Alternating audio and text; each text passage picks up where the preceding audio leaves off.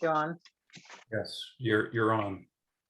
Okay, well, I'd like to welcome everyone to this webinar this evening. Thank you for joining us. I'm Rose Dyson, the Vice President of the Ontario branch of the World Federalist Movement of Canada, and I'm speaking to you from the traditional territory of the Mississauga of the First Nation, the Anishinaabe, Wabi, the Wendat, and other Indigenous confederacies. World Federalists view the whole world in a similar way, as one society embracing all of humanity and its diversity. We call for better progress in the development of democratic world institutions, which are essential to assure a peaceful, just, and ecologically sustainable world order. I'd like to take this opportunity to encourage members of surrounding cities and towns. If some of you are from outside the Toronto area who have joined us this evening to join the Toronto branch in helping us advance our cause. If you are interested, just send us an email and the address will be in the chat. It's events at World Federalist Movement of Canada-Toronto.org. And we will endeavor to connect you with other like-minded individuals in your area. Now, Seth Klein's presentation today is part of an ongoing series of lectures on issues that can, we believe, only be fully and effectively addressed by good global governance. These issues include climate change, war and peace, international economics, migration and equity, and social justice for everyone. And immediately following Seth's talk in the Q&A, approximately 1 hour from now, World Federalists will remain on this Zoom meeting to answer any questions you may have regarding World Federalism and the announcement of upcoming events that may interest you. Seth's topic today is greening the world economy for a sustainable future. Can it be done? And the Q&A will be moderated by Erica Wilson. And to pose a question, please do so in the chat.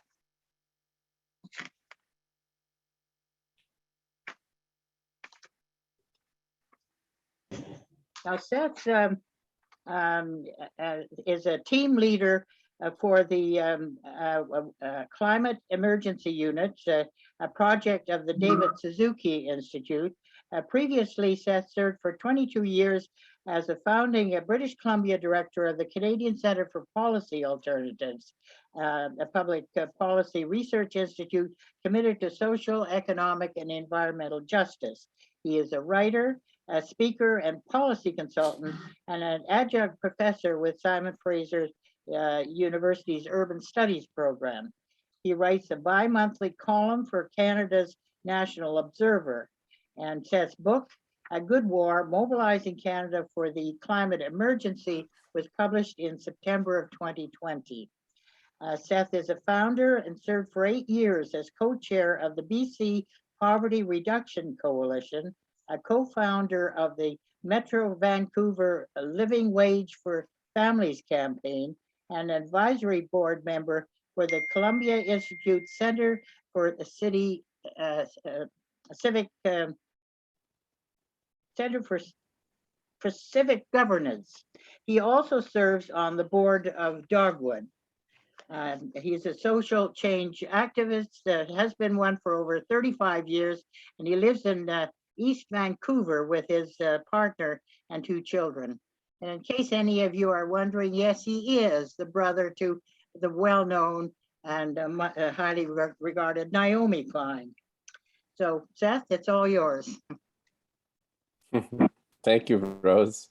Am I coming through okay? Yes. I'll take that as a yes. Well, hello, everyone. It's nice to be with you. It's afternoon where I am, but good evening to all of you. And thank you, Rose, for that introduction. And thanks all of you for making time. As Rose alluded to, I'm joining you with gratitude from the unceded territories of the Musqueam, Squamish, and Tsleil-Waututh nations, otherwise known as Vancouver. It's nice to be doing this event with you. Some of you might know, I've been an activist since I was a teenager in Montreal, where I grew up, and I cut my political teeth in the peace movement, and in that role, had connections with World Federalists, both in Montreal and then when I was at university in Toronto. I used to attend the odd World Federalist event when I was in Toronto, and cross paths because I had a little part-time work when I was an undergrad at Peace Magazine, and I know there was intersecting connections there between Peace Magazine and the World Federalists. So it's nice to be with you. And I'm also sharing with you my background in the peace movement because I'm hoping that it will allay some of your concerns about where I'm going to go with a book called A Good War. This is the book that I'm drawing on, A Good War, Mobilizing Canada for the Climate Emergency. So I'm gonna draw on that for this talk for 30 minutes or so, and I'm looking forward to a spirited Q&A. Let me just say at the outset, I mean, just last week with the latest report from the Intergovernmental Panel on Climate Change, we got yet another reminder that we're on borrowed time. And the language that was used by the Secretary General of the United Nations was really quite powerful. He called world leaders liars for saying that they get the emergency and yet abdicating their responsibility to do what was necessary. And I think he was looking at governments like ours when he said it. This past year has been one of reckoning with the climate emergency, especially in the province where I reside, British Columbia. First, last June, we had this extreme heat dome event that shattered record temperatures and robbed us of almost 600 people in less than a week. I just want to drive home this point. That June heat dome was the most deadly weather event in Canadian history. Most of those who perished were isolated lower income seniors, and it was preventable. You know, if their homes had already been unplugged from gas and converted to electric heat pump systems, which also cool in the summer, as we urgently need to do to lower greenhouse gas emissions from our buildings, very likely every one of those people would still be with us. I don't think as a society we've really come to grips with the scope of the loss in that week. And that was followed by hundreds of wildfires and the evacuation of thousands of people from their homes. Most dramatically, the burning of the entire town of Lytton to the ground. But elsewhere in the country, including where more of you reside, you know, there was flooding and drought. And then back in my province in November, it was this incredible flooding caused by rolling atmospheric rivers. There's a new word for our climate lexicon that few of us knew a few months ago. Over 600,000 farm animals were drowned. Again, thousands of people forced from their homes, billions of dollars in damage to private property and to public infrastructure. So I think a lot of us are wrestling with this growing feeling of grief and anxiety as we witness these unfolding disasters.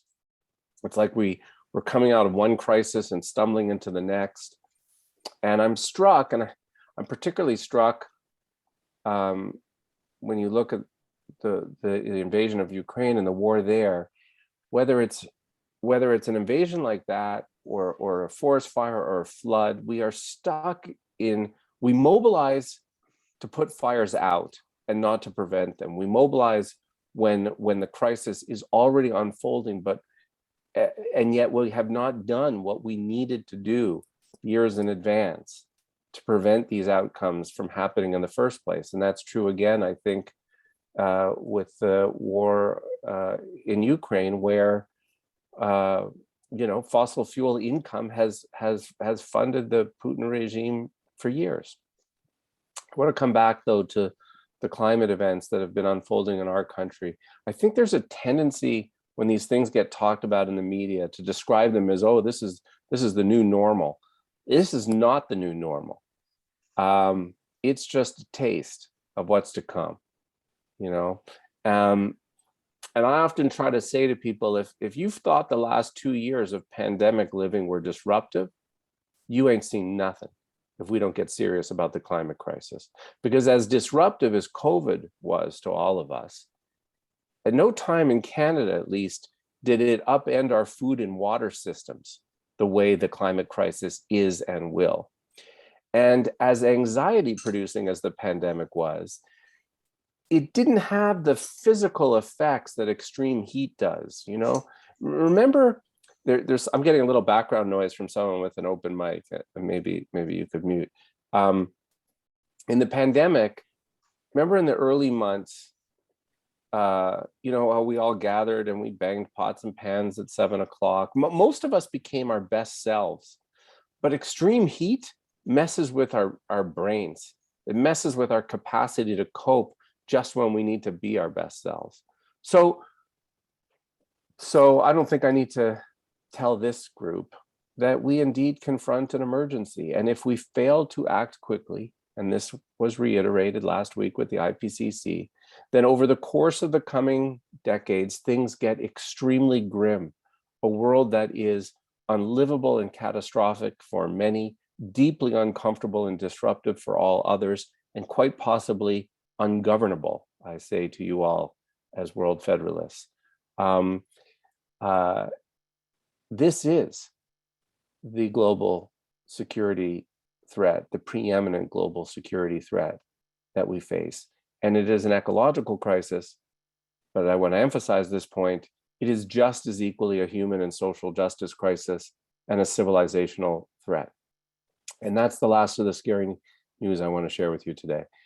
Instead, you know, for all of you who, like me, feel anxious, let me offer 2 reflections from my study of emergencies, right? The book study of the Second World War, that emergency, the shared experience we've all had of the pandemic, arguably the war unfolding now, and now this period of climate emergency. I want to offer 2 observations that I think offer some solace, some hope.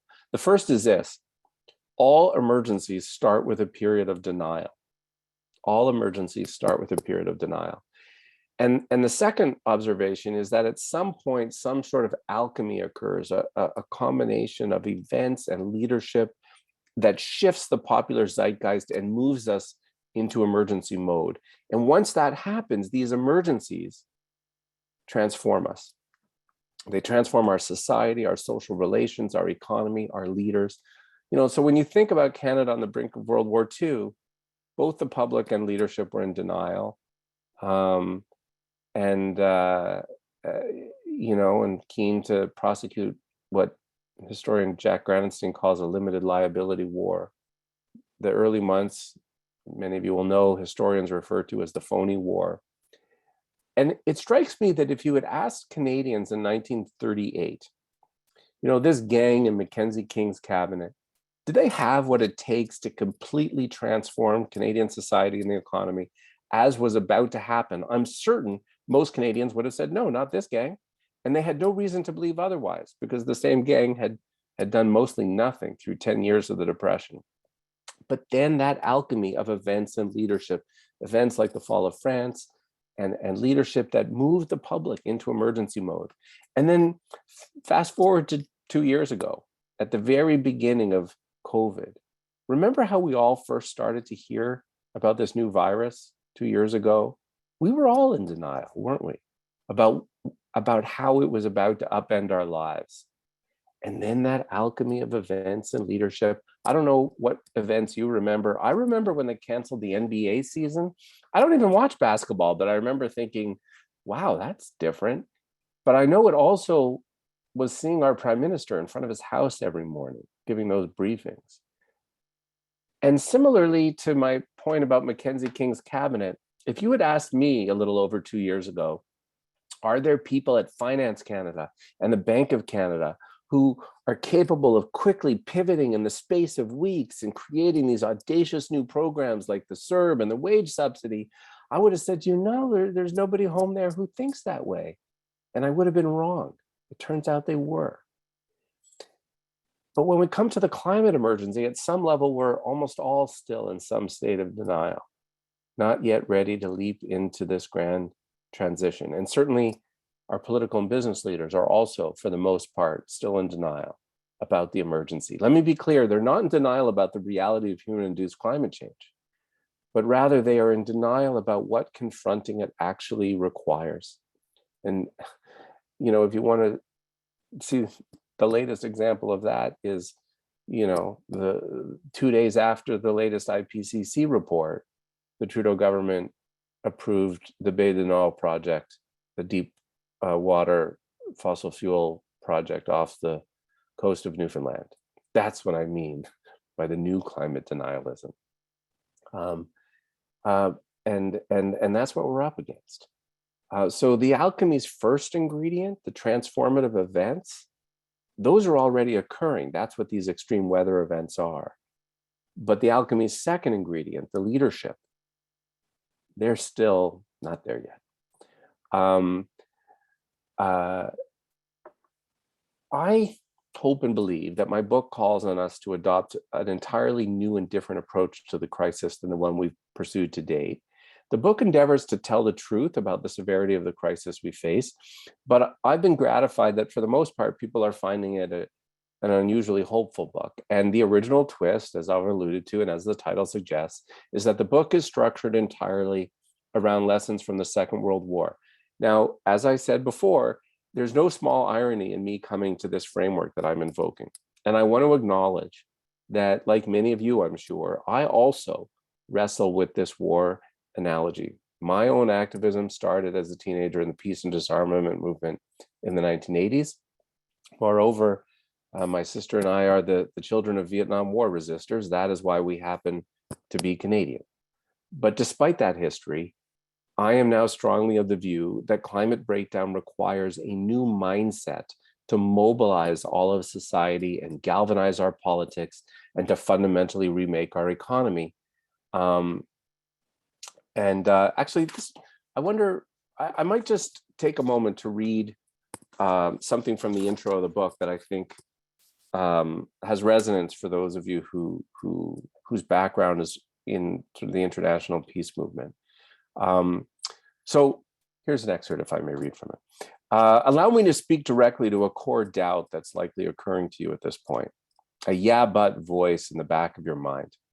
You share a growing sense of alarm about the climate crisis. You want to believe that we can rally in time, but you question whether our governments acting on our collective behalf can really do what needs to be done. Years of disappointment, downsizing, deregulating, privatizing, and globalizing, of doing the bidding of various corporate interests and sometimes of downright corruption and cronyism, have left you skeptical that we can collectively accomplish what was done in the Second World War. We meet the contemporary threat in an era of cynicism and distrust in which the very idea of acting together has been significantly eroded, along with trust in each other and our governments. Our sense of collective ambition has been sapped, replaced by a prevailing culture of impossibility. I get all that, but come on this journey with me regardless. Why should you suspend your doubts about our collective capacity to rise to this task? Because wars and emergencies transform us. Emergencies and disasters can bring out the worst in us, but they can also bring out our best. And the worthiest kind of leadership, whether at the grassroots or community level or the big P political level, seeks to animate our best selves. And in the face of such crisis, such leadership does not shy away, but rather invites us to embrace a sense of shared purpose as we collectively tackle the emergency. American writer Rebecca Solnit, in her 2009 book, A Paradise Built in Hell, The Extraordinary Communities That Arise in Disaster, details the beautiful expressions of human caring and solidarity that have marked terrible events. The San Francisco earthquakes of 1906 and 1989, the Halifax explosion of 1917, and the hurricane that hit that city in 2003, Hurricane Katrina and the catastrophe it inflicted on New Orleans in 2005 and many others. Our mainstream media takeaways of most of these events are of destruction and chaos, but Solnit notes in the wake of an earthquake, a bombing, or a major storm, most people are altruistic, urgently engaged in caring for themselves and those around them, strangers, as well as neighbors and friends and loved ones. Horrible in itself, disaster is sometimes the back door into paradise, the paradise at least in which we are the people we hope to be. Solnit, let me just jump to the last paragraph there. American philosopher William James published his famous essay, The Moral Equivalent of War, in 1910. James had just lived through the 1906 San Francisco earthquake and was active in anti-war circles opposing the Spanish-American War and other imperialist wars. But while opposed to such wars, James understood that people need the sense of meaning, purpose, and common struggle that comes with war. He proposed something akin to the Peace Corps or the War on Poverty, writes Solnit, a form of youth conscription, but directed towards something more worthy than war. Watching how people responded so well to the San Francisco earthquake provided James with evidence that in the face of disaster, people often behave magnificently, not only overcoming fear, but also caring for one another. The emergency creates a sense of purpose and brings out our best selves. James sought examples of events or struggles that could, quote, inflame the civic temper as past history has inflamed the military temper. To which the book replies, look no further than the climate emergency. Why do I think we need a new approach? Because what we're doing simply isn't working. Let me screen share something for you. There you are.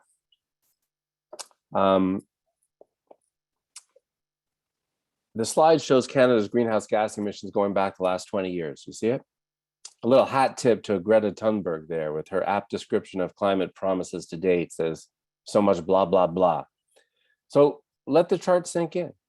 Because I think what we basically see, it's just a flat line, right?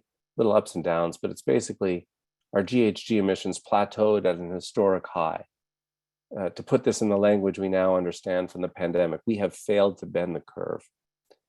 We are not on a path to stave off a horrific future for our kids and future generations. We've run out the clock with distracting debates about incremental changes, and where it matters most, we've accomplished precious little. And somehow we've got to kickstart something new. I didn't actually plan on writing a war story, by the way. My book project began as an exploration of how we align our politics and economy in Canada with what the science says we urgently need to do to address the climate emergency. And it is that. But the original book outline only had a single chapter on lessons from the Second World War as this example of rapid economic transformation. But as I delved into that research, I started to see more and more parallels between our wartime experience and the current crisis. And indeed, I've been on the climate file for 20 years. It was pressing me to look at it all through new eyes, through the lens of emergency. And so I ultimately decided to structure the whole book around lessons from Canada's World War II experience, because I see in that history this helpful and in fact hopeful reminder that we have done this before. We have mobilized in common cause across class and race and gender to confront an existential threat. And in doing so, we've retooled our entire economy twice in the space of just 6 years. And so that's the general structure of the book. And I should say, having been out with the book for a year and a half now, what I really didn't appreciate is how resonant this 80-year-old story remains for so many Canadians. And as I've been able to engage with different audiences, I get to make a little mischief with them, to pull stories from that 80-year-old story. And whether they are the people I'm talking to are business people or labor people or farmers or journalists or architects or New Democrats or liberals or what have you, I get to pull those stories and say, look at these people who did something magnificent and who you admire. in the face of a crisis. Well, here we are again. And who do you want to be? And that's been fun. The other thing I want to show you, and then I don't want to talk too long. I want to open this up to Q&A. But once I was out with the book and forced to distill a 400-page book into shorter talks like this, the question that invariably comes up is, how do you know when a government is actually in emergency mode? And in answering that question, I've come up with this thing that I call my 6 markers of emergency. And they are now the framework that we employ with the Climate Emergency Unit where I now work. And so I'm going to show them to you. And they're written for governments in mind, particularly federal and provincial governments, but I think they actually could apply internationally, and they apply just as equally to any large institution, a crown corporation, a union, a pension fund, a faith institution, a post-secondary institution. I'm offering this up as these are the tests, if you will, that those in leadership are actually in emergency mode. And so here are the 6 markers. Are you seeing them there? So the first marker is the leadership spends what it takes to win. Number 2, it creates new institutions like crown corporations and so on to get the job done. Number 3, and this is an important one, it shifts from voluntary and incentive-based policies to mandatory measures as needed. Number 4, it tells the truth. It tells the truth about the severity of the crisis, communicates a sense of urgency and what we have to do to confront that crisis. Number 5, it leaves no one behind, right? So this is where we wed the actions that need to happen to a social justice agenda that says the jobs will be there, your economic security will be tended to, no one will be left behind. And the final one is about the role of Indigenous leadership and the assertion and respect of Indigenous rights and title being central to winning. In the Second World War, the Canadian government hit the first 4 big time. They hit the 5th one reasonably well. And of course, they didn't hit the 6th one at all. In this pandemic we've just been through, I would say in the first year of the pandemic, much less so in the second, we were spending what it took to win. We were creating audacious new programs. We were shifting from voluntary to mandatory measures. The government was telling the truth in press briefings almost every day. Again, the government did a poor job when it came to leaving no one behind. You know, it's striking that, remember in the early days of the pandemic, the language from those in authority was always, we're all in this together. Turns out we weren't all in it together. You know, some people lost a lot of income and other people made out like bandits. The kind of profiteering that we saw in the pandemic, which was obscene, by the way, was illegal in the Second World War.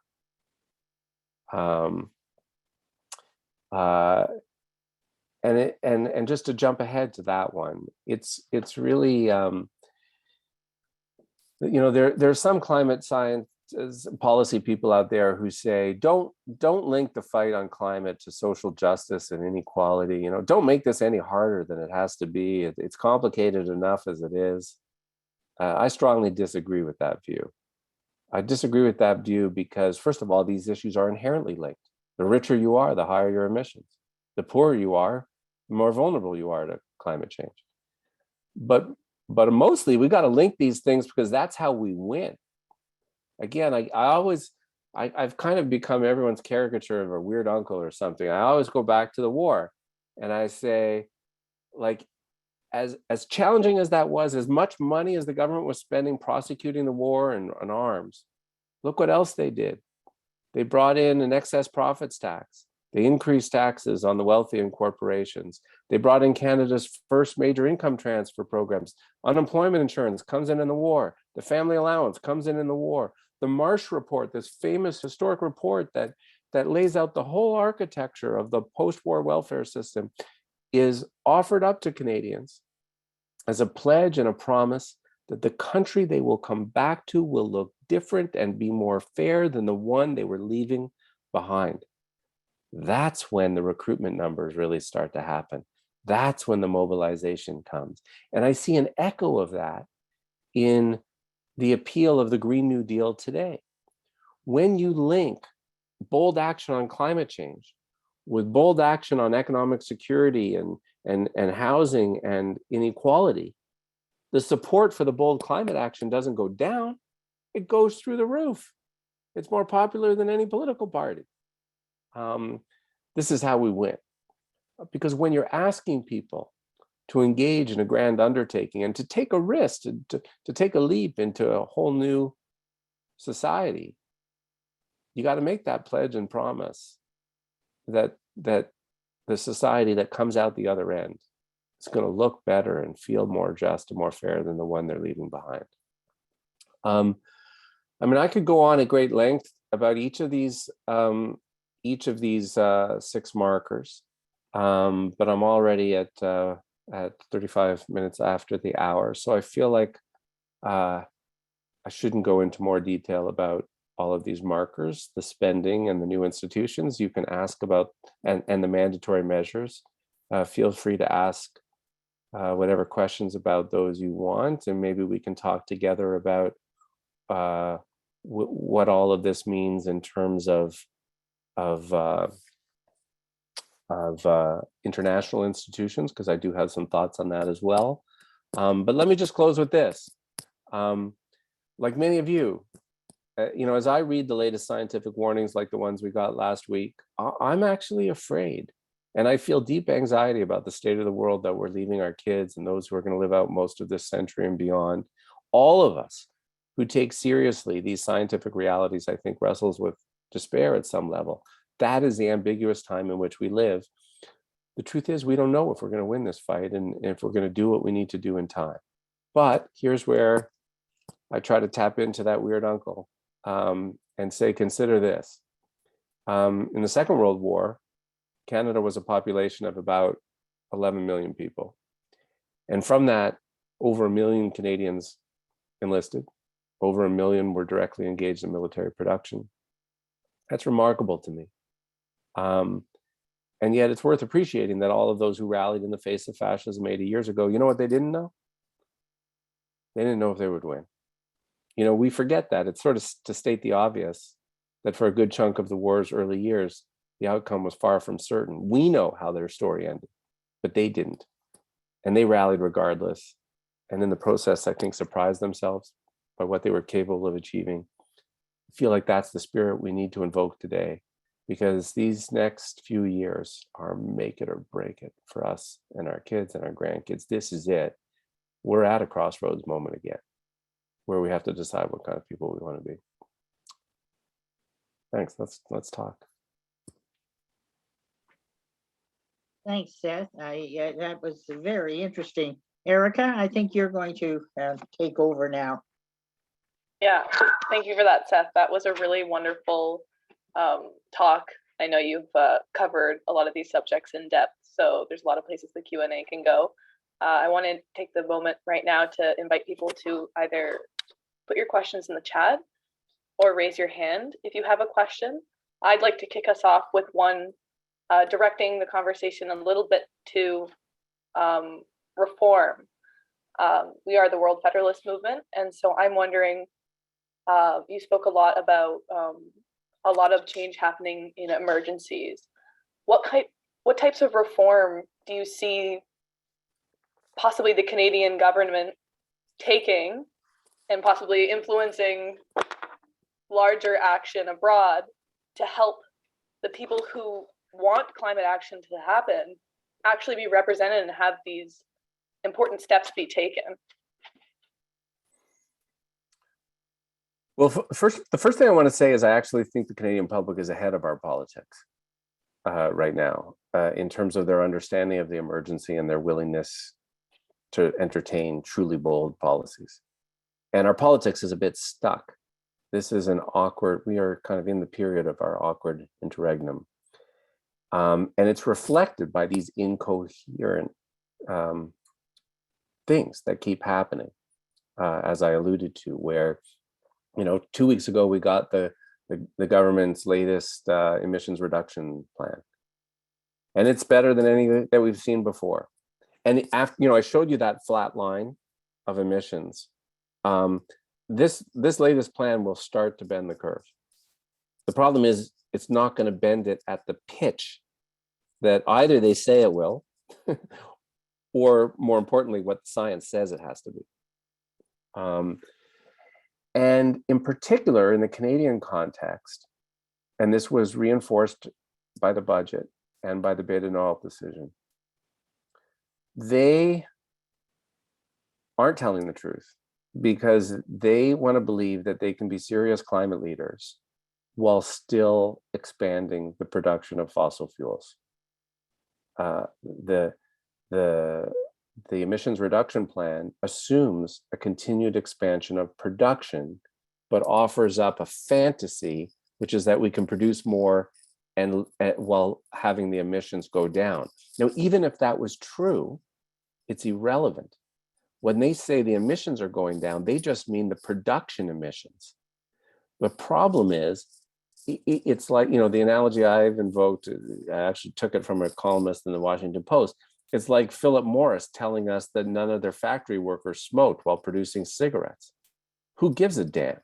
85% of the emissions are when this product gets to market and is burned. And this is where what I would offer to you folks as World Federalists. The problem is, for those of you who study this in an international context, all of these countries are caught in a prisoner's dilemma. It's a classic prisoner's dilemma, right? Where they want to believe that in the remaining space that's left in a global carbon budget, their production fits. Or that if they were to cease or lower production, someone else would defect and fill the space.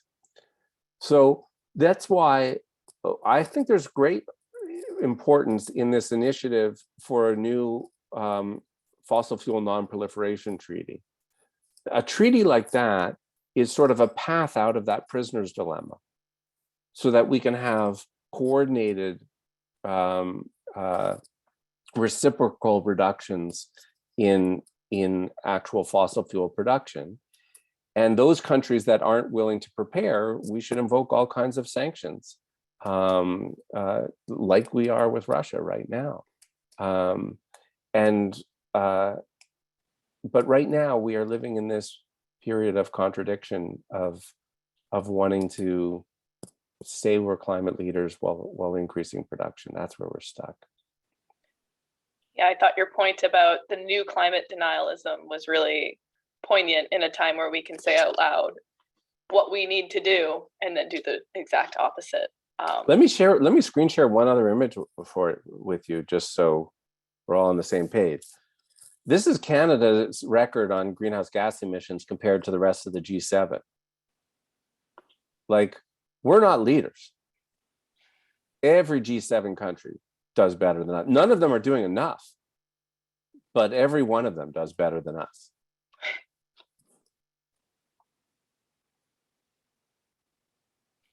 I want to bring our next question. We'll take from someone who has their hand up.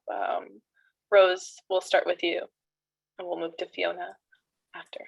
Well, it was interesting. You started out your talk, Seth, by saying that we seem to be reactive to emergencies and the unfolding climate crisis rather than proactive in preparing for it.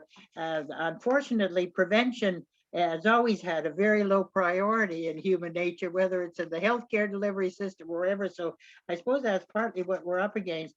But also, I'm sure you're aware that of the Globe and Mail coverage with Adam Rwanski saying that what Canada is doing with the latest budget is transforming the oil industry rather than transforming our energy sources. But I'm wondering, in your book, as I recall, you do say a bit about how the media needs to be better mobilized to address the problem. And I know that the Green Party, Ontario Green Party, anyway, in their platform, say that they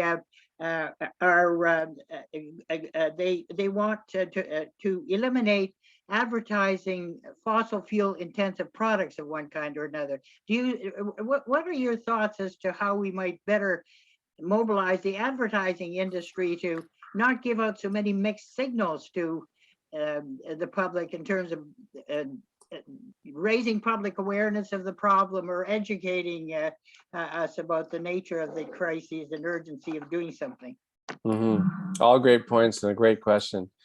First of all, I agree with you on the first point. I mean, this is not only is prevention always a challenge, but the curse of climate change compared to the war or COVID is that it moves in slow motion. And these events, these extreme weather events, don't happen everywhere at the same time. And so that allows our politics to kick the can down the road. And you're quite right about the budget point. My marker one is spend what it takes to win. So consider this: the single largest climate expenditure in last week's budget was carbon capture and storage tax credit for the oil and gas industry. Instead of trying to figure out how to wind this industry down, they are trying to figure out how to extend its life. But on your media question, I love your media question, because first of all, we need the media to do a better job, both of informing us and rallying us. Informing us because we do confront a problem around climate literacy. So I mentioned earlier that in the polling, most Canadians now see climate as an emergency. They're ready for bold action. But here's the problem. Only about half of Canadians correctly understand that the main source of global warming is the combusting of fossil fuels. So when you poll Canadians, it's messy. You say, are you increasingly anxious about climate? Yes. Do you think the government should be doing more? Yes. Well, what should they be doing? And they go right to plastics and recycling, because that's what we've had hammered us over the head for the last 3 decades. So we need that literacy boosted. The book talks about the need to ban fossil fuel advertising, and the Climate Emergency Unit has now teamed up with CAPE, the Canadian Association of Physicians for the Environment, to launch a national campaign to ban fossil fuel advertising. You're absolutely right that it sends a contradiction. What does it mean for governments to tell us, yes, we agree it's an emergency, and then to turn on the TV or open the newspaper and be bombarded with ads for the latest fossil fuel vehicle or gas station? Yes. It's dissonant. Exactly. Is it an emergency or is it not an emergency? But I also think we need the media, well, just to be that weird uncle again. So in the war, the CBC had been created just a few years before the war in 1935. It was just a radio service. And most Canadians gathered around the radio every night and they listened to the same news. And in particular, they listened to Lorne Greene. Remember that name? Yes. I mean, I don't know. I don't want to try to age anybody, but I'm suspecting that a lot of you will remember Lorne Greene from Bonanza. Now, if you're a child of the 70s like me, he was the original Commander Adama in the original Battlestar Galactica. But if you were around in the war, Canadians affectionately knew him as the voice of doom. He was, that fantastic voice with the latest from the battlefront every night. I feel like, if you look at the CBC today, they're so nervous about being perceived as having taking a side or being biased in any way. We want our media to be factual and science-based, but also in the face of a civilizational threat, we want them to pick a goddamn side. And Canadians would have been appalled in the war if they hadn't. And it strikes me that, in our morning CBC radio shows that we have, whatever city we live in Canada, where they have hourly sports and business reports, surely to goodness, we could have a morning climate emergency report that tells us factually, but with the right kind of tone, how this war, this battle for our lives is unfolding at home and abroad. Yeah. Every morning. Great, thank you. Thank you very much for that answer. For a little while, I worked for a climate council. And so when you spoke of the 600 dropping dead in Vancouver, I was myself sourcing information and giving updates, and it felt quite like very informative to be in that role. But I kept thinking, to have what you just said, almost a daily report on the state of this war, which will disrupt our lives more than we can imagine in the next 15 years. We're going to go to Fiona for her question, and we're going to take a few from the chat after this. Fiona, please go right ahead.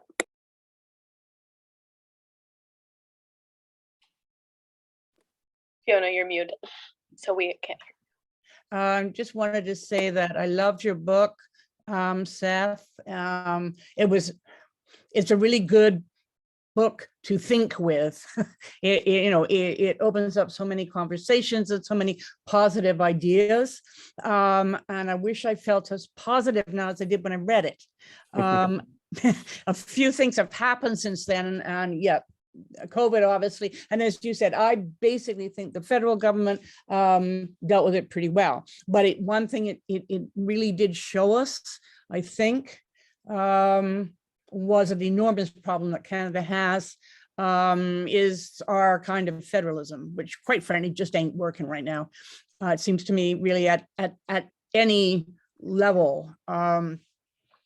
And I've worked in, I've been working politics and activism for 30 years with the NDP and then the Greens and locally, and such a disjuncture. The other thing, though, that I think was really unsettling was the Freedom Convoy, and what it kind of showed us about the degree to which we're polarized. And this is not to... I believe that people who joined the convoy and the people who are still participating in it, and a lot of people where I live, the underlying anxiety and in a way desperation that they're feeling is, I honestly believe, shared by all of us. But what's so very different is the culture of polarization, the culture of blame we now have, the idea that we all have responsibility for the democracy just doesn't seem to be there. And the other thing that's scaring me very recently is the popularity of Pierre Poilievre, and the fact that he seems to be attracting an audience of young people. In other words, not us, not people for whom World War I desperately can and does serve as an inspiration, but people who probably don't either know or care about it. And I see such extraordinary cynicism from all political parties. That's the problem I have with the Liberals. In a sense, they are feeding this right-wing stuff by being so cynical. And I guess I'm feeling desperate about where leadership is going to come from that we so Can you speak to that at all? Sure. Well, there's a lot there, Fiona. Yes. And I share many of your anxieties about a lot of these things. So first of all, before I answer your question, I just see Lynn. Hi, Lynn. Has put in the chat a link to the Ontario Climate Emergency Campaign document, which I urge, go and open it and check it out after. And any organizations that want to add that you're a part of, that want to add their names to that call, I highly encourage that. Because for those of you in Ontario, which is most of you, elections are times when this all comes to the fore. Fiona, first of all, it is true that the nature of Canadian Confederation complicates this. You are right about that. If we were a unitary state like the UK, or England anyway, it would be easier, right? And instead we have to navigate this quagmire confederation. Now there's a chapter on the book on that, as you know. It's hard, but it's not insurmountable. And I like to make the point that, people think, oh, poor Justin Trudeau, he has to deal with Jason Kenney and Scott Moe and Doug Ford. But look, Mackenzie King had it pretty bad too.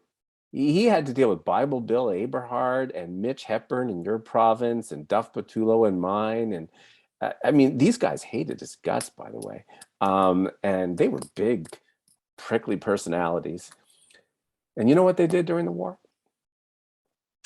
They forfeited all authority over personal and corporate taxation to the federal government because it was an emergency.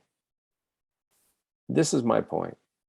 When we actually get our leaders to recognize emergencies for what they are, surprising things happen. And, you know, I may be fishing, but I want to offer some solace to you, Fiona, because there is this tendency that we have that, and I heard you saying it, to say things are so fractured today and so polarized today. And back then, the society was more coherent and cohesive and united. Not true.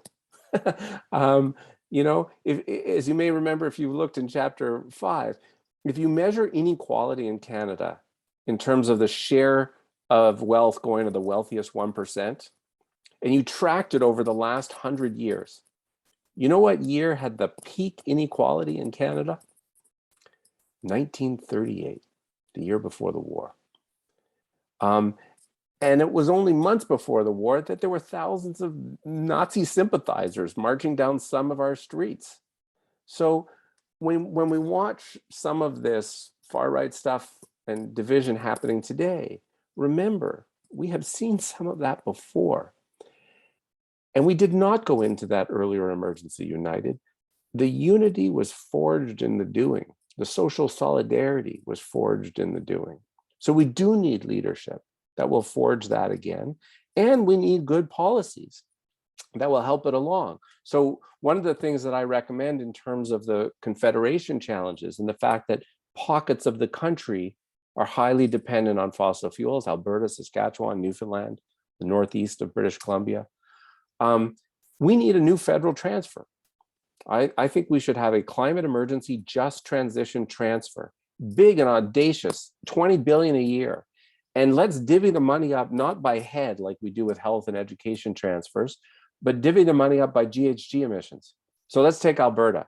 Alberta is the source of 38% of Canada's greenhouse gas emissions, far more than their share of the population. We freeze that in time and we would say for the next 10 years, they get 38% of the money. But here's the catch. We won't send it to Jason Kenney because he's not to be trusted on this. We would set up new just transition agencies in every province and territory, jointly governed by the feds, municipalities, Indigenous nations, put workers and businesses on the board. And so we know that we can have certainty that the money is being used for its intended purpose. Bold, big projects of climate infrastructure on transit and energy and housing, but we could see it happening. And for all of those workers, they could see it happening, that the promise of just transition, instead of being the hollow promise they've come to know, would be real. And we can do that. Again, I said to you before, out of 11 million, like there's about 300,000 Canadians who are employed in fossil fuel industries. That's a lot. But in the war, from 11 million Canadians, 1 million of them were enlisted and 1 million plus of them were directly employed in military production. They all had to be recruited. They all had to be trained. And 6 years later, they all had to be reintegrated into a peacetime economy. And we did that with audacious income support and housing support and post-secondary programs that basically doubled the size of the post-secondary sector in Canada. Like the job today is actually less hard than it was then. So I think we can do it again. And the last thing I want to say, Fiona, about your point about the convoy. You know, not the mandates, and more than the mandates, people are tired, and it's been a really hard 2 years. I want to offer one distinction, and you heard me say we need mandates for climate now, right? Like that's my marker 3, because one of my arguments is part of why we've been stuck is that if you look at most of the federal and provincial climate policies to date, you know what they almost all have in common? They're voluntary. We are trying to incentivize our way to victory. We offer tax rebates. We send price signals. We cajole and encourage. What we don't do is require. And we have to require. Now, how are we going to do that without getting a rebellion like the convoy? So here's the thing. We are going to experience some pushback, and we have to be ready for it. But here's the key difference. The things that we asked of people in this pandemic, mask up, stay apart, isolate, stay at home, these are anathema to all of our social instincts. That's hard. The good news for the climate emergency is that the things we are asking people to do are precisely the opposite, to go out and do something grand together. That people are ready for that. They would welcome that, but we have to actually commit the money and the programs to actually do it.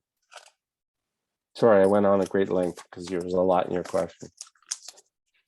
Thank you for that response, Seth. That was, yeah, you covered a lot there. I want to take our conversation to the chat. Maybe this connects with some of what you said, but I think it's a really interesting question coming from David Berman.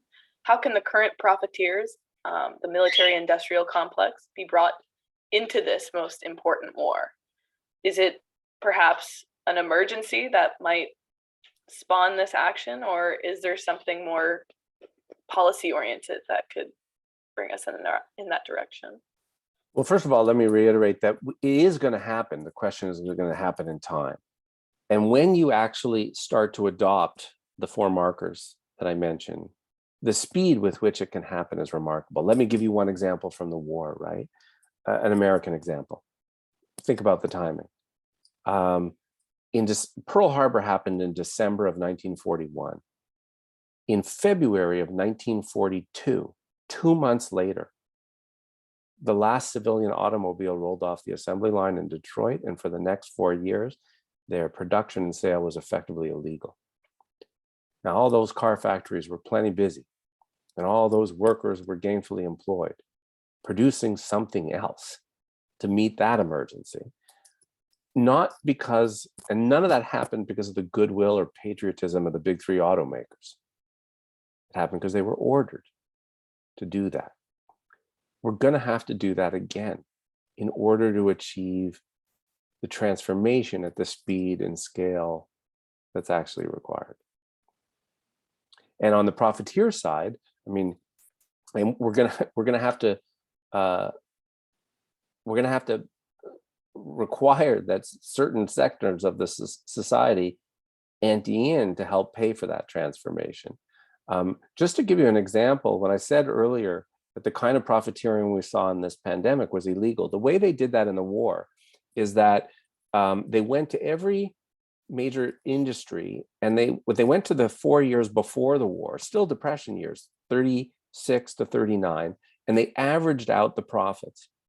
And then they went to every company, big and small, in the land, and they said, that annual average is your limit until the war is over.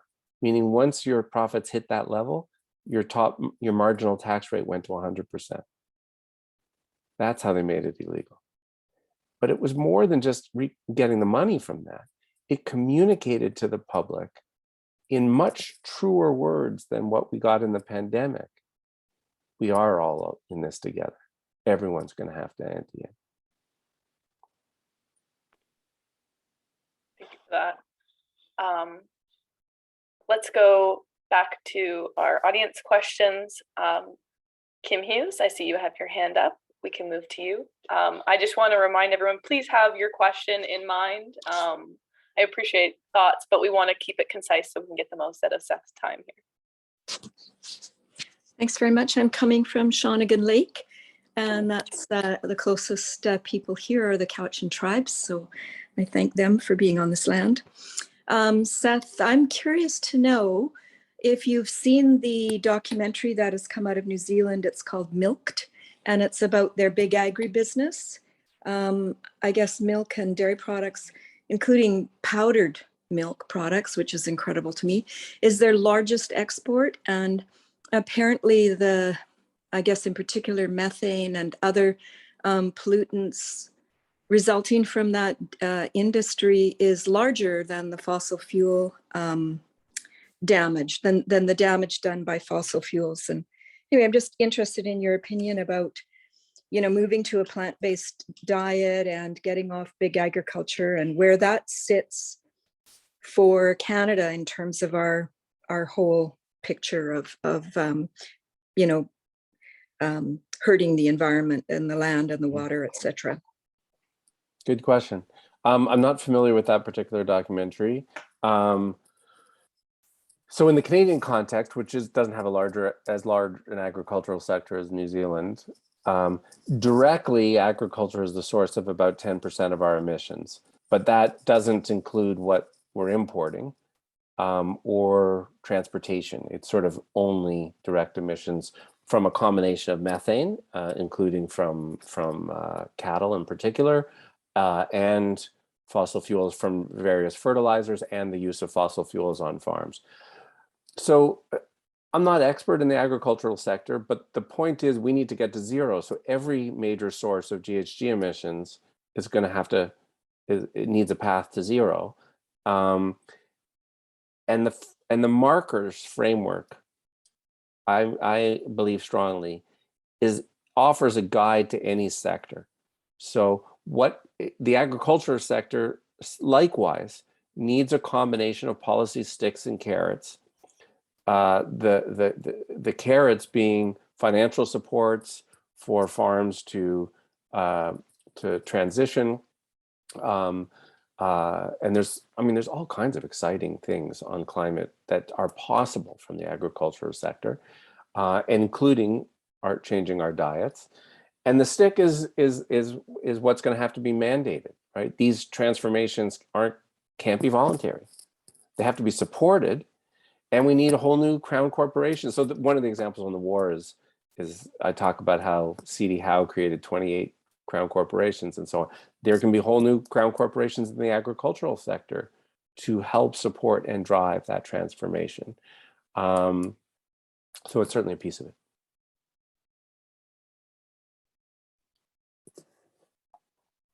All right. Let's move to Lynn Adamson.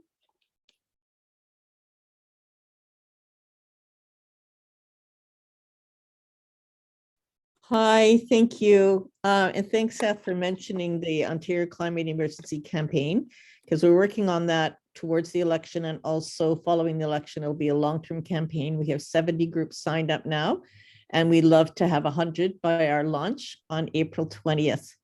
So if your group can take a look at the website, maybe didn't put it there. I think I did put it there, yeah. You did. Put it there again. Yep, then that would be great. And it's also part of the Climate Fast program tomorrow night, where we're going to introduce a number of campaigns. Tim Ellis is our guest, and he has a campaign, but there's several other campaigns, and I will introduce the Ontario Climate Emergency Campaign a bit more there. It's a 12-point action plan.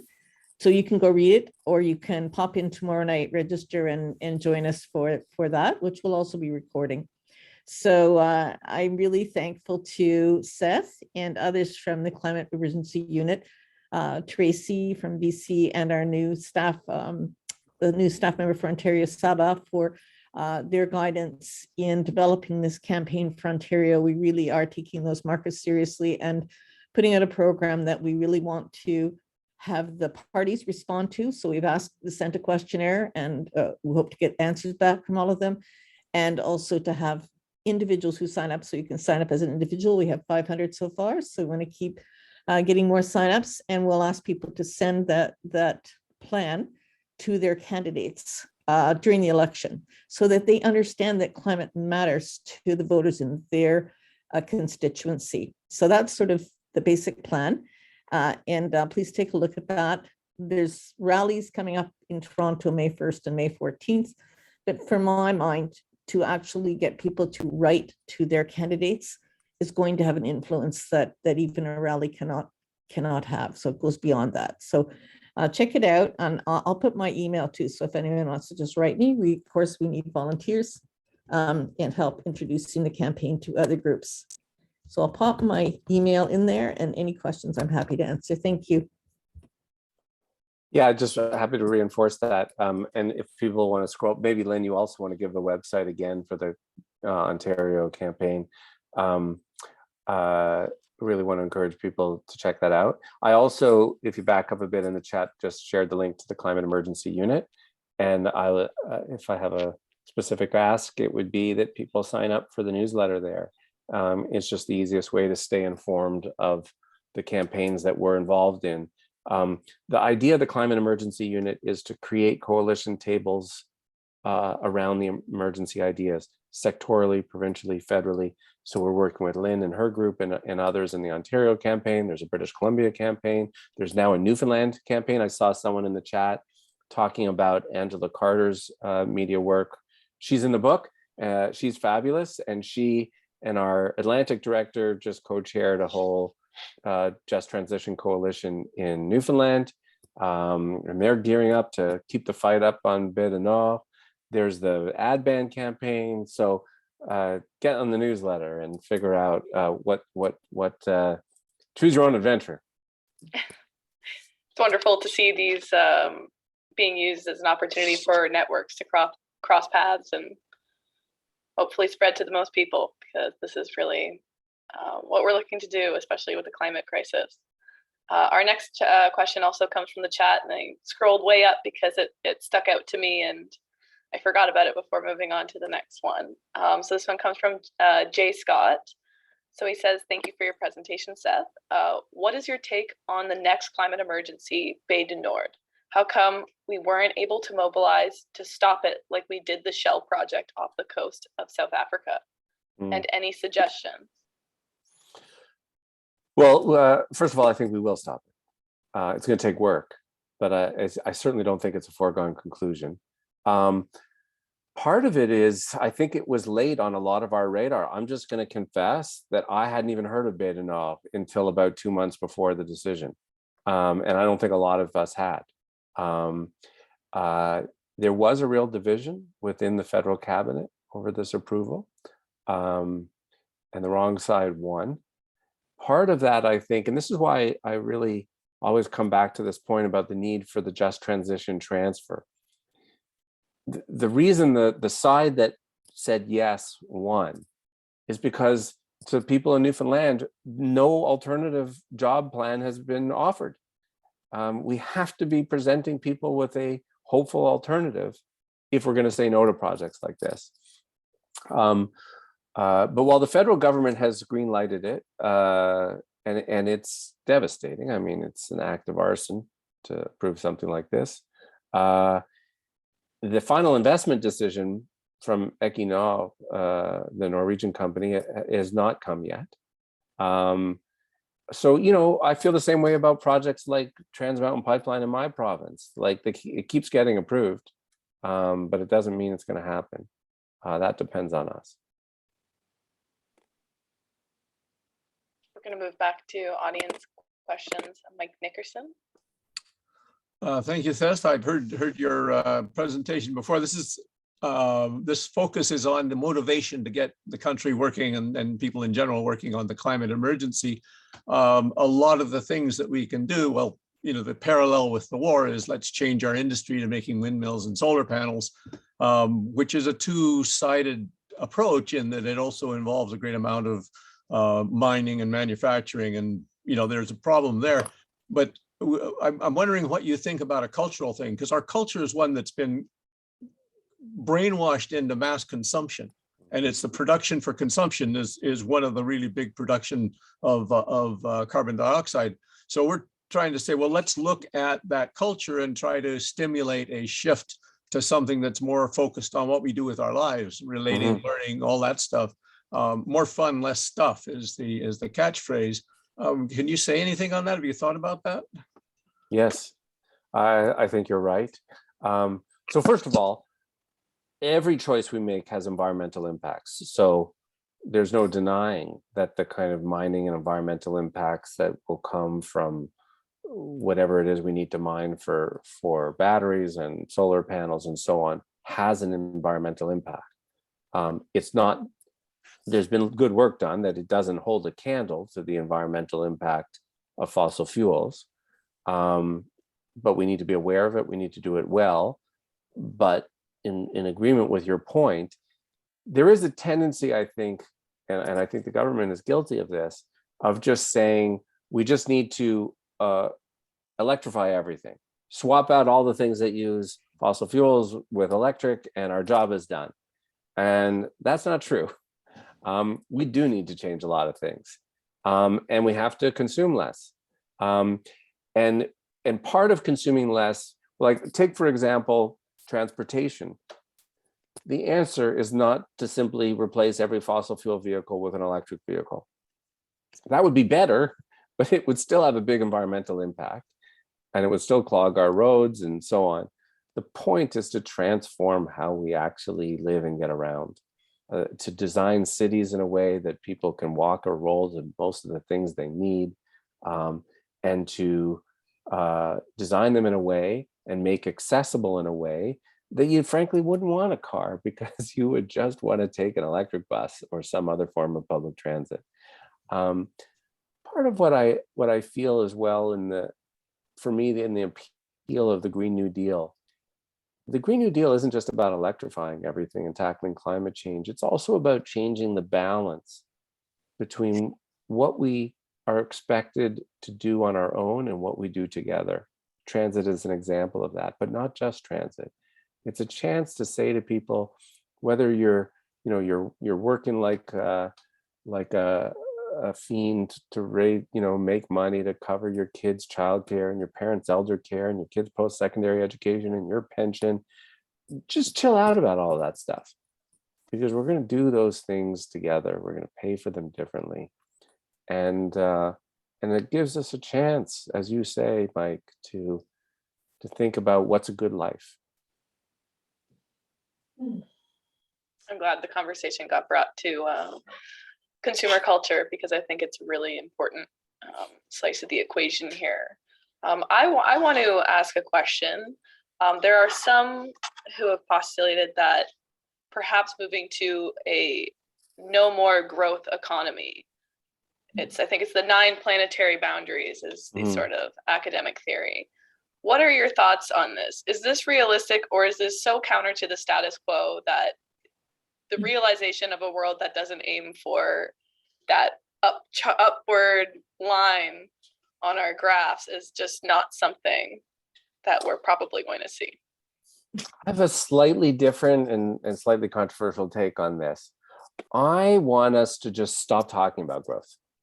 I don't want us to privilege it. I don't think it should be a marker of success, but nor am I among those who's in the sort of degrowth camp. I think what we do have to say, and this sort of is to Mike's earlier point, we need to consume and extract less, and we certainly need to be lowering our throughput. On the question of whether or not we're going to see a decrease in GDP, as we all, as we learned about it, and if you ever had the misfortune of taking Economics 100, I actually am kind of agnostic on that question. If some of you remember from your Economics 100, there was an equation we all had drummed into us about what is meant by GDP or growth, and it was consumption plus investment plus government spending plus net exports. Any of you remember that? And my sense is, and this is true, this does derive somewhat from my point about World War II mobilization. The task of electrifying and decarbonizing our society is so great for the next couple of decades. We need so much more government spending. We need so much investment to transform our societies. We definitely need less consumption. That's where Mike and I agree. But that's only one piece of the equation. And we probably need less exports and imports, less international trade. But on the investment and government side, we need so much activity that it could well be that in conventional terms, growth is going to remain positive throughout that time. And my point is, whatever, let's just get the job done. Just sort of a different kind of growth, I suppose. Yeah. Well, and to measure success on whether or not we are driving down emissions, less material throughput, and fully employing everybody in the task. That's all that matters. And there's certainly jobs to be done with Yeah. the shift to a green economy.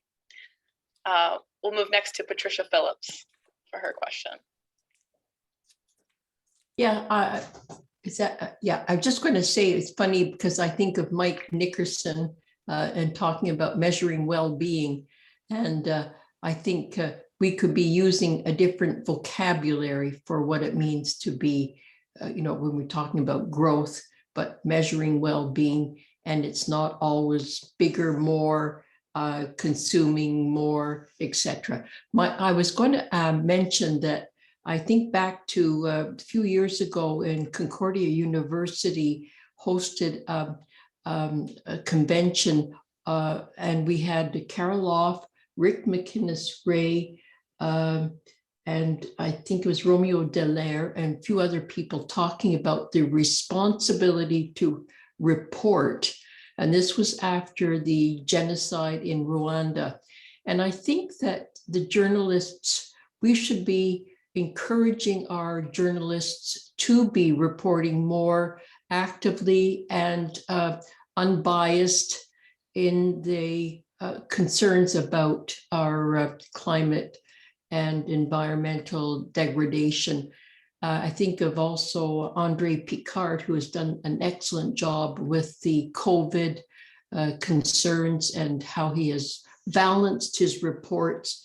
So I just think if there's a way we could do something that would, encourage journalists to do, a more concrete and proactive job in keeping the public informed of what it means to deal with our climate considerations.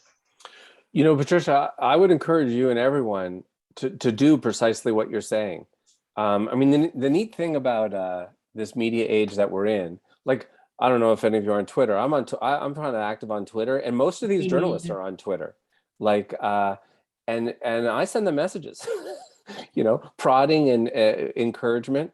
And your point about the pandemic is an interesting one. Like, there's one of the big TV reporters with Global out here in British Columbia has actually done a very good job of COVID reporting all the last 2 years.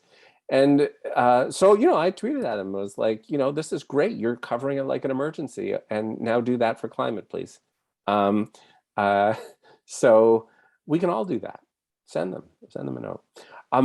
Eric, I should probably just take one more question because then I got to swap out my wife on some childcare duties. Yeah, I was just about to say Peter Benton will be our final question for the evening. And I want to thank everyone for putting your questions in the chat and participating this evening. Peter, please go right ahead. Well, I just wanted to agree with your point about being agnostic on economic growth, Seth. I recall between 1970 and 2010, the United States GDP per capita, I think, went up 100%. But the General Progress Indicator, which is more of an interest in social welfare, was virtually unchanged. So we basically had huge economic growth with no progress. I think the carbon budgets and reduce consumption, changing lifestyles, that sort of thing, I should say may or may not involve, well, probably involves less consumption in terms of the carbon budget. But obviously the Green New Deal is going to require an awful lot more investment, which is Right. part of GDP. Right, exactly. Okay. We agree. Thank you, Erica. That was very interesting, all the questions and your moderation. I just want to say, Seth, very quickly before I call upon Peter to thank you.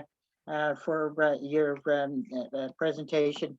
I'm old enough to recall during World War II that there was rationing of consumption of products of one kind or another, whether it was coffee or tea, and I suppose it could be expended to gasoline for your cars and so on. That might have a positive impact on in terms of reducing consumption. If I may, I talk about that in the book, and Yes, it I relates. thought you did. It relates to my point about mandates. As disquieting as the convoy was, it is worth us recalling that in the main, the vast majority of Canadians in this pandemic supported mandates. Similarly, at the beginning of World War II, the governments of the UK and Canada and the US were all very worried about bringing in rationing, as Rose is talking about. They were worried there would be a popular revolt. Didn't happen.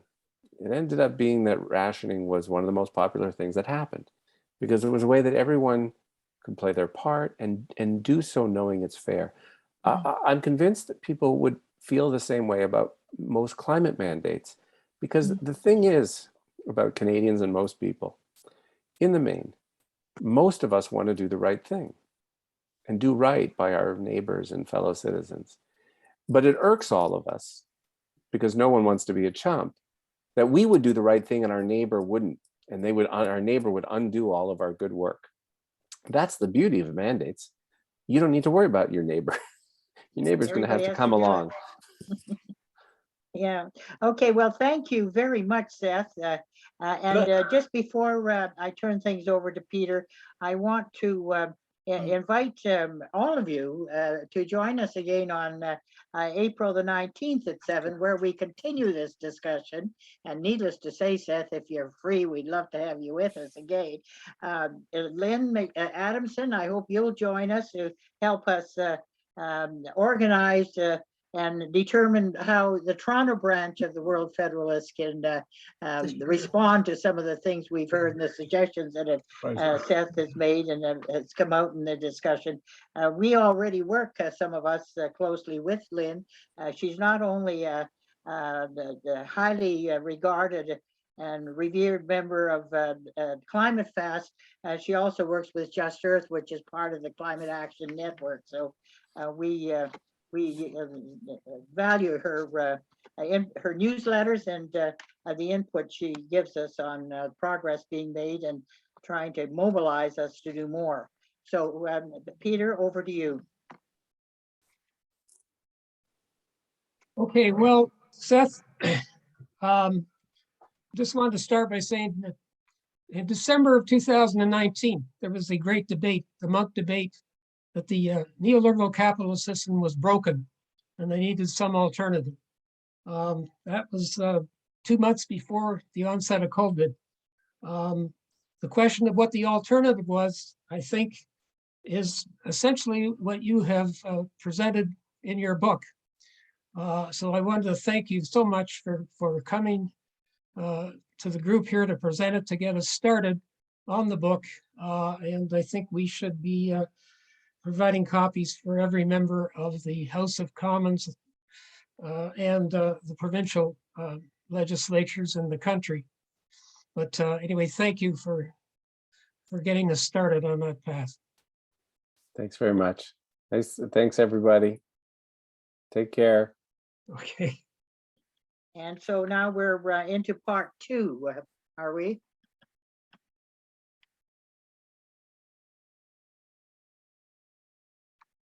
And in this particular component, Walter Doran had hoped to be with us.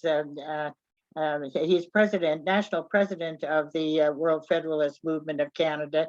But I think around this time, he's flying back to Toronto from Montreal. He also, as some of you may know from watching CBC National, he's been very busy commenting on the Ukrainian war. But we do have Alec McIsaac with us, the executive director of the national office in Ottawa for the World Federalist Movement. And Alex, I hope you will tell us what's happening at the national level. We also have John Cohn, who is on the National Board of Directors with us, who along with Alex can answer any questions people might have about the World Federalists.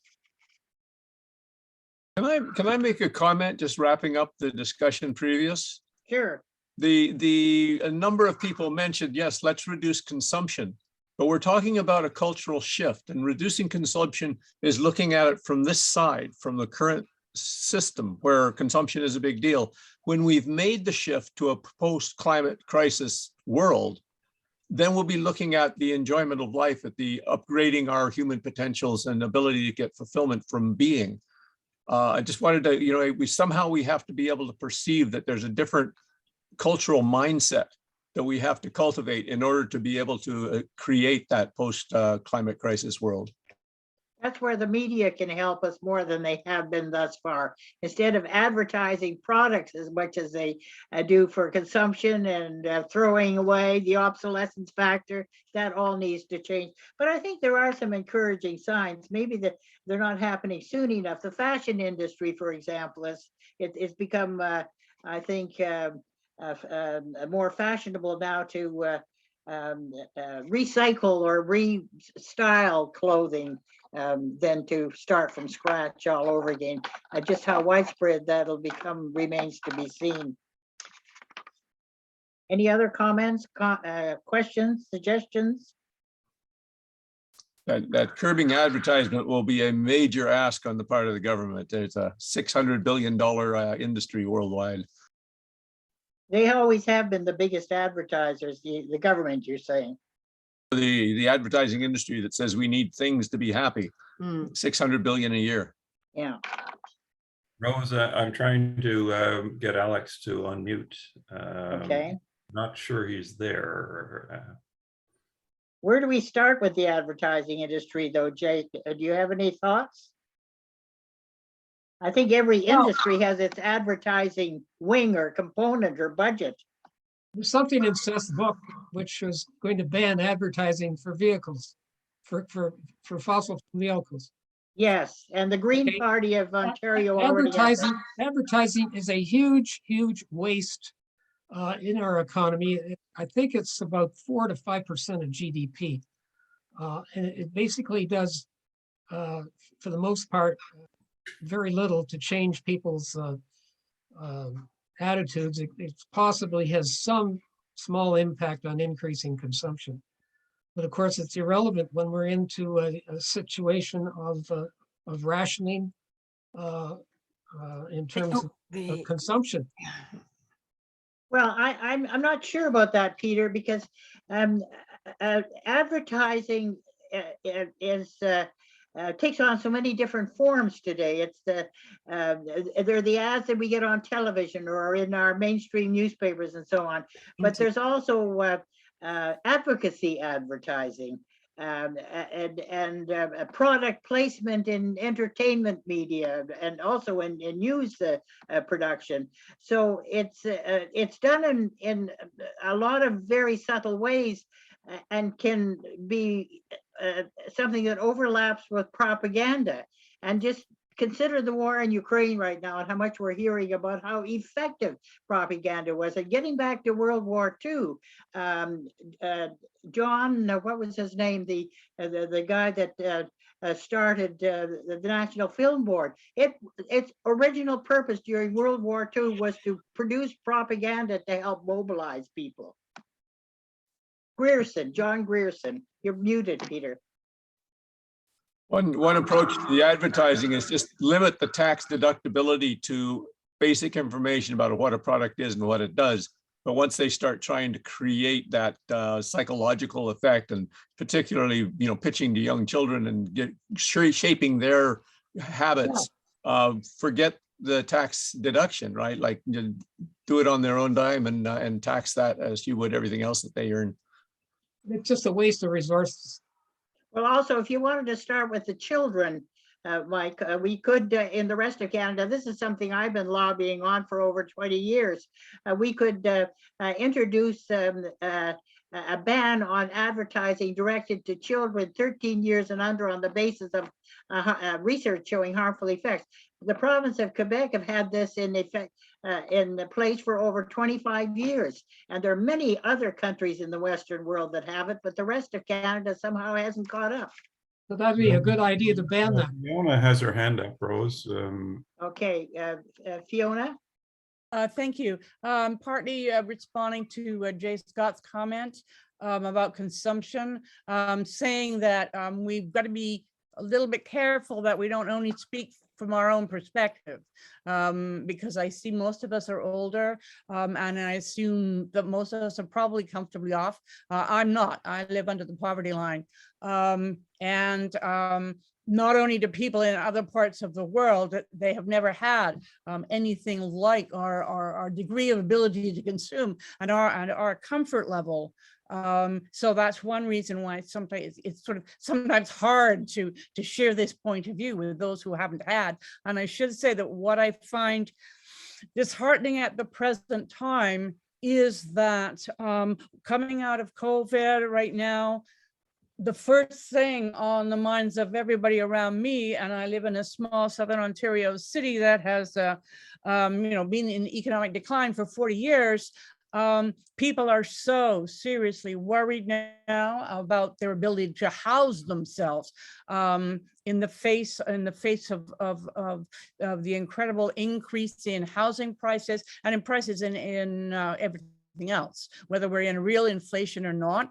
So I guess what I'm wondering is I sincerely, what I'm feeling right now is a bit despairing that just from where I sit, I see people less ready to acknowledge that we're in a climate emergency, even maybe than a year ago, just because their concerns are elsewhere.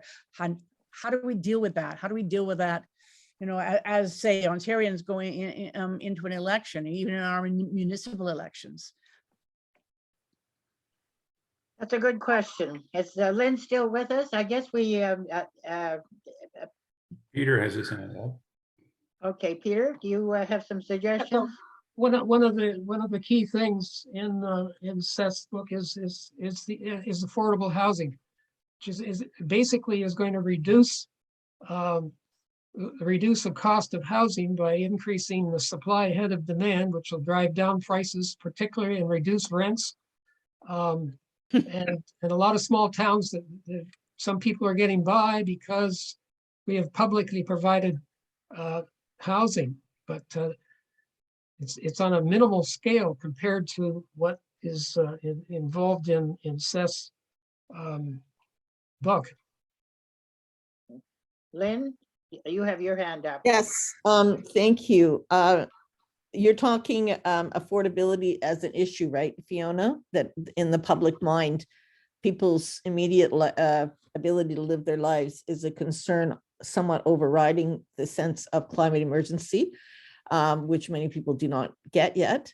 In the Ontario Climate Emergency Campaign list of asks, we do include the planning asks around urban intensification.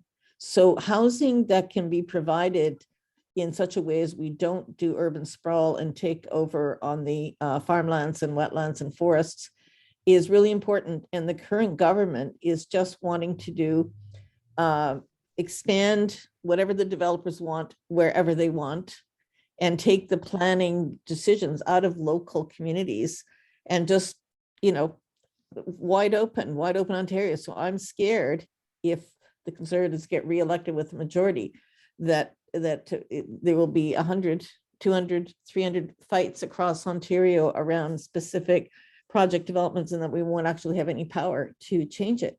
So I don't know how we somehow get people to think about, we need a government that will increase the housing supply, but that will do it in such a way that we're reducing emissions and we're preventing sprawl and we're protecting nature. So that in a way will be a theme of the May 14th rally. It's a rally for nature, climate, and communities. We have to get people to take their immediate concern and consider it in the context of a living world, I think somehow. I think also there are initiatives at the local level, municipal levels, to try and change the bylaws so that housing is more intensified within the city core. The bylaws now that prevent or mandate certain areas as only single family dwelling areas is counterproductive to providing housing on a more intense basis in urban settings. So that, and I know that these motions are before City Hall, and they need to be, I think, promoted more by those of us who want to see greater intensification of living arrangements within the city core to avoid the kind of urban sprawl that Doug Ford is advocating. So Seth has a crown corporation that's going to do that, like they did in the war, where it builds houses and indicates the location where the houses are going to be. Well, but also, Peter, you and I both live in an area of Toronto where it's determined to be strictly single family dwelling. And there are a lot of areas throughout Toronto, the city of Toronto, where that is counterproductive to the provision of housing for more people. Absolutely. Yeah. Yeah, well, you have to get after your city councilors. That's what you have to do, because yes, but it's not just the city councilors now, because it's being taken out of our hands by the province. They're talking a lot about housing because they know it's a huge issue in the province, but they're tricking people. And I don't know how we get it across to people that you will not be getting the kind of housing you necessarily want, and you will not necessarily be getting it where you want it, because they're just going to do what the developers want.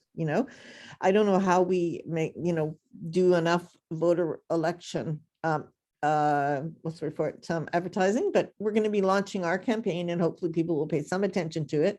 Also working on debates, Green Pack debates, so to try and get the candidates to answer questions, which will include planning and environment and housing and health.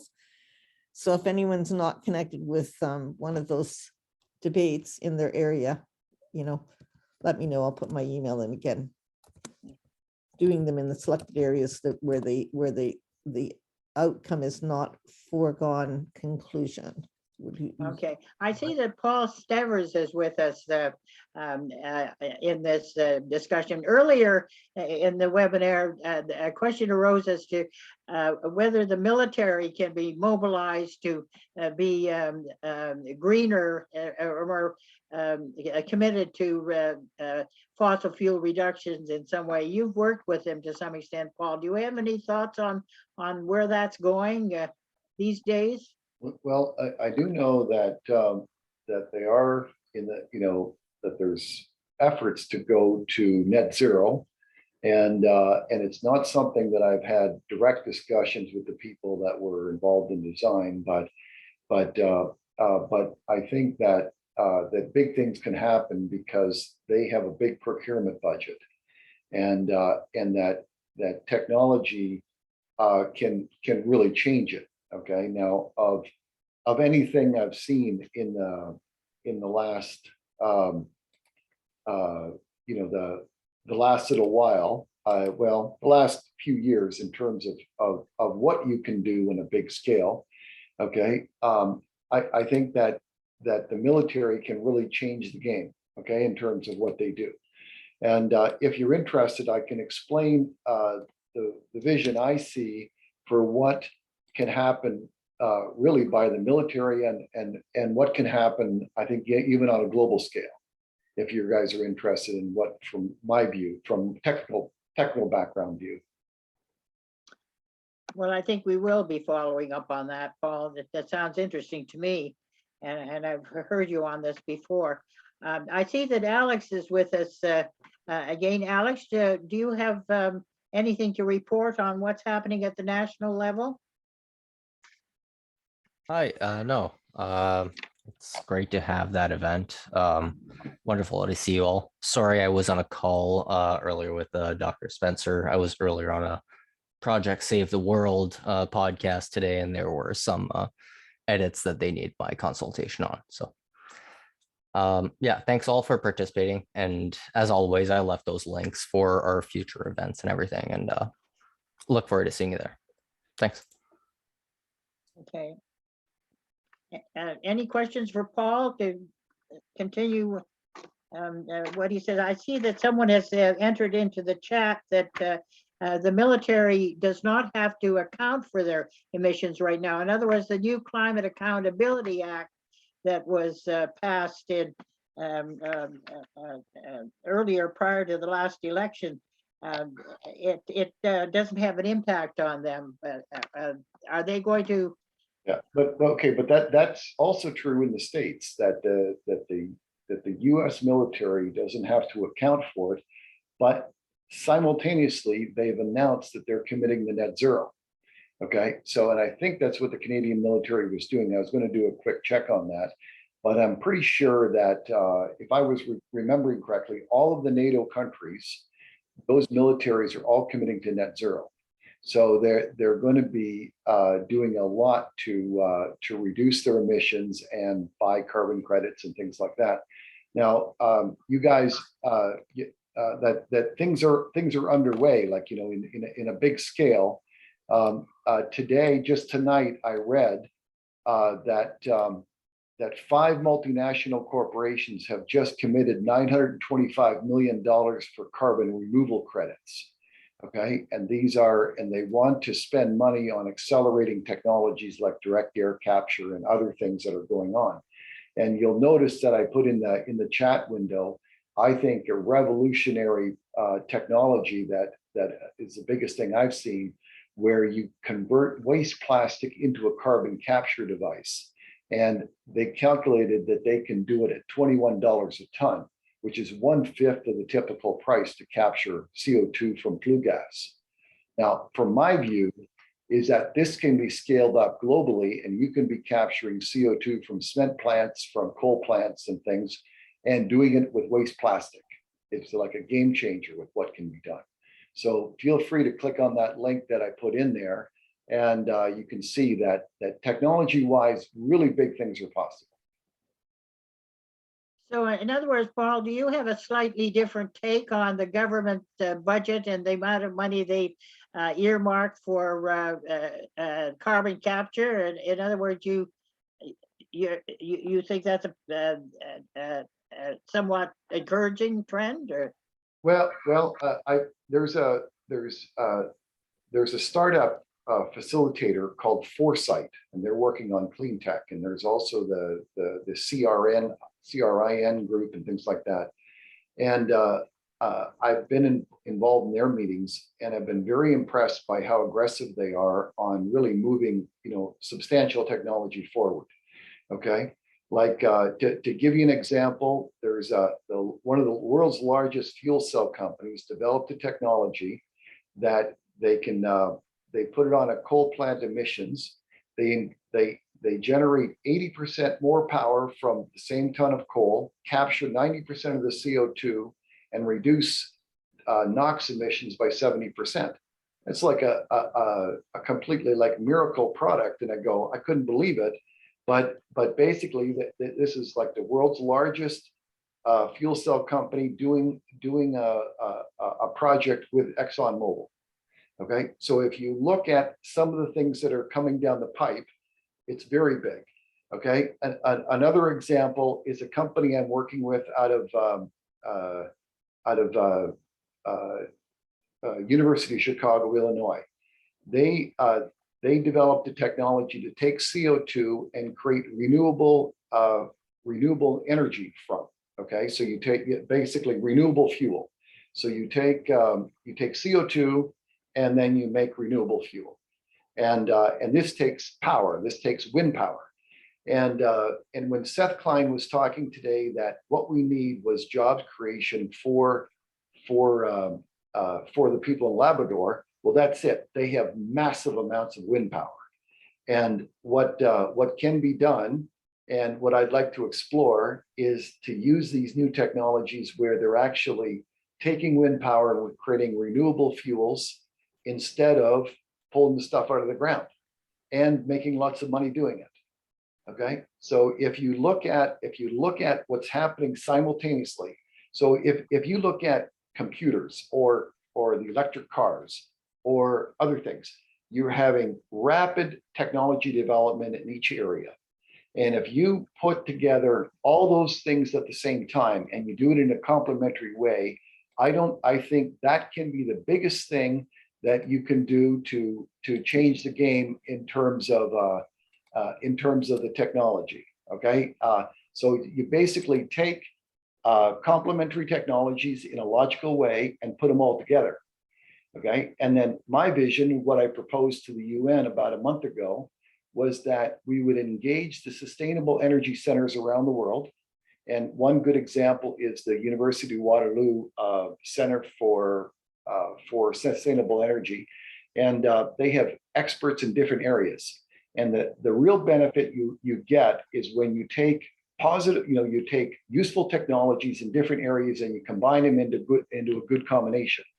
Now, if you were interested, I can explain one of the best combinations that I think can make a big difference.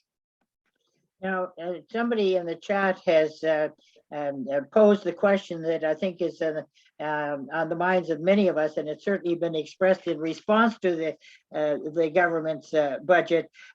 Doesn't all the money that's being put into carbon capture just prolong the fossil fuel industry and take badly needed funding away from known renewables that already are showing the promise in terms of technology to become cost effective? Well, I do think you have to have a substantial price on carbon that then ends up putting things in the ground. Okay, and you have to have a transition, so you need a substantial price on carbon. But if you would take renewable energy, okay, you combine that with biomass energy, you make biochar from it, which is about half the carbon that's in the biomass becomes biochar. The other half goes up the stack, but you capture that and you turn that into renewable fuel. And so you've got essentially a circular economy kind of thing where we're needing no fossil fuel, and we've got we're creating jet fuel and diesel fuel for vehicles with no fossil fuel. It's just running. And from my impression, it's a safer way to do it and a more cost-effective way than trying to do everything with hydrogen. Okay. Okay. So that's my impression. And if you guys were interested, I can put a link in the chat that outlines this entire vision. Okay, well, Can I say a word about carbon capture just briefly? Or are you trying all to? right, and just go ahead, and then I think we're approaching 9 o'clock and time to put this conversation on hold until April the 19th. Yeah.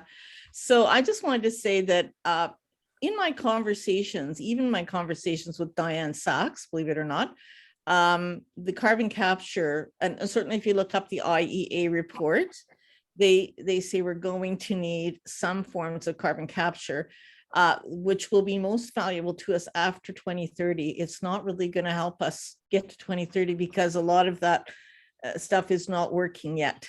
And I think the big objection that the civil society has to this is, why is so much public money being put in to subsidize that research and that development, money that we need to put into known, proven, renewable technologies and also conservation. So for example, spending a couple of $2 billion now on retrofitting our houses will reduce our energy demand. Putting in heat pumps, making sure we keep the grid decarbonized is important.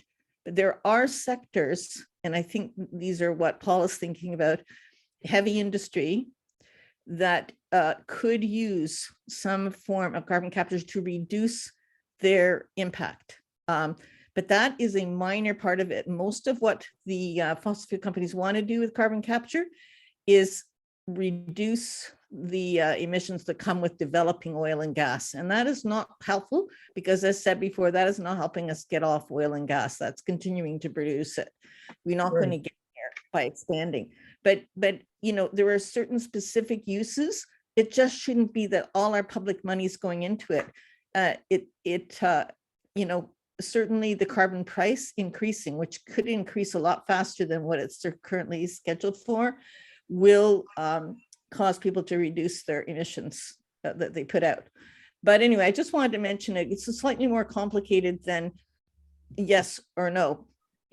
There are certain uses, but there are also scams with it, and it's a lot of public money. So I think those are some of the issues. Thanks.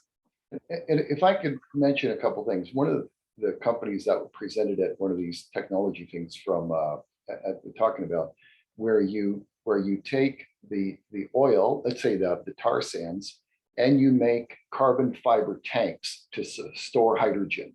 Okay, you make bitumen, and you basically end up with what the vision of some of the people there is, that you have no carbon emissions from the oil sands, yet you make you have profitable ventures with that, but you have no carbon emissions.